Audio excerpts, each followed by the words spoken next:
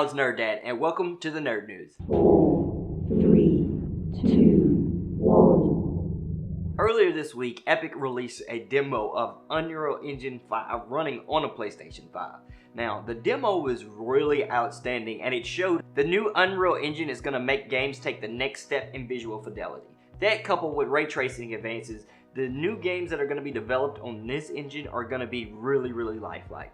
Basically, the new engine from Epic would allow developers to use actual 3D scans to render those models into their games. So before, they would have to make a model, and then they would have to downsample it, and then you have to set limits and do all these different things, where now they can just take an actual photorealistic cinema quality 3D image and put it into a game. They also talked about instant global illumination, truly virtualized geometry, and using film quality assets to bring them straight into the engine.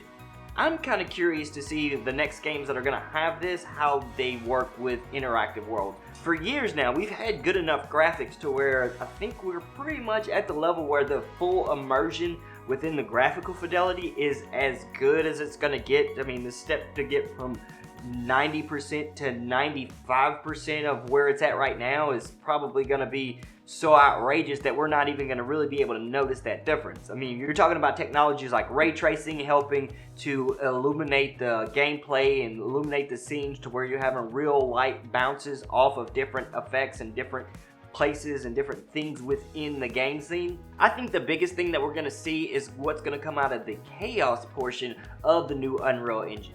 They didn't talk about it too much. I know they rolled it out into some Fortnite gameplay, and from my aspect, I really couldn't notice a difference. But from what I understand, with the new Chaos engine embedded in the new Unreal Engine, you're going to have a completely physics-based world around you. So if you shoot a glass pane, not only does it shatter, but then the glass falls as it would in the real world. If you crash a car into a building, the hole that's going to be created there is going to be how it would actually happen in the real world. And with this engine within Unreal Engine, hopefully they can apply that to all elements within gameplay to where that level of immersion, I think, is really going to change it and take it up to the next level.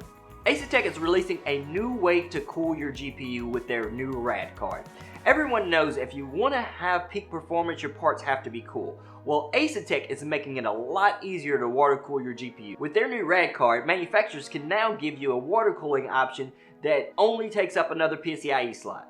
How this option is better than existing water cooled GPUs on the market, one could argue that it will be easier than mounting a RAD.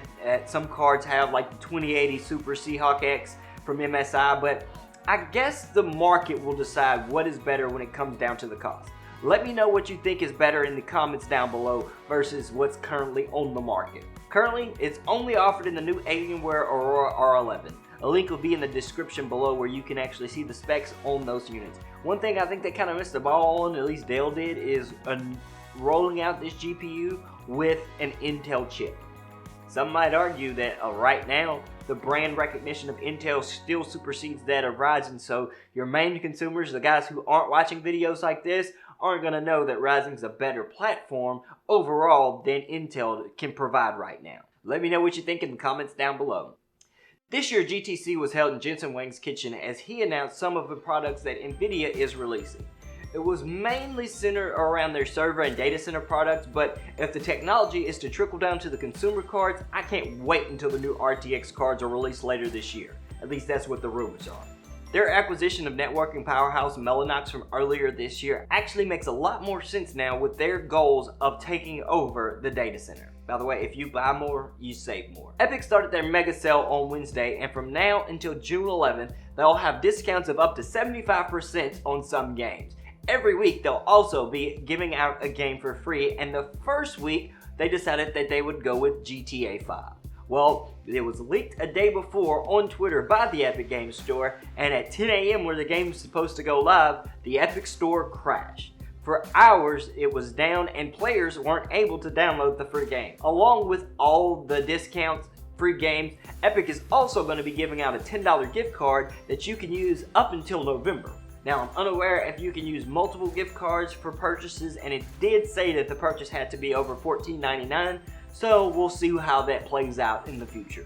One thing that has been top of the AMD subreddit for days is the fact that the new DGX A100 that was the highlight of the AMD keynote is actually going to be running AMD processors. Yep, that's right. In the Nvidia supercomputers, all the I/O switching and everything that's going to be handled on the CPU level are going to be powered with AMD EPYC Rome processors. If you look at the datasheet pulled from the show notes, you'll see that it's running dual AMD Rome 7742s. Even the biggest GPU competitor knows there's nothing better for high-end computing than AMD. The Wall Street Journal reported earlier this week that the Department of Justice and the state's attorneys generals of some states are going to be bringing a lawsuit, an antitrust lawsuit, against Google. Now this lawsuit brings into not only the fact that Google is pretty much the only link in the chain between consumers and advertisers when it comes to any kind of advertisements that you see on the internet, but also the fact that they're able to suppress their competitors through their just gargantuan size. You don't search anything on the internet without Google being involved, and you don't see any ads on the internet without Google being involved as well. Now, this won't be the first time that Google's going to have to defend itself against a government agency. Back in 2013, the FTC conducted a broad investigation of Google, but concluded that the evidence on balance didn't actually warrant the investigation. So we'll see how this plays out with the Department of Justice and the Attorneys Generals. Both the Department of Justice and the FTC have been examining competition concerns related to companies including Facebook, Amazon, Apple, as well as Google. And now, for your facepalm of the day.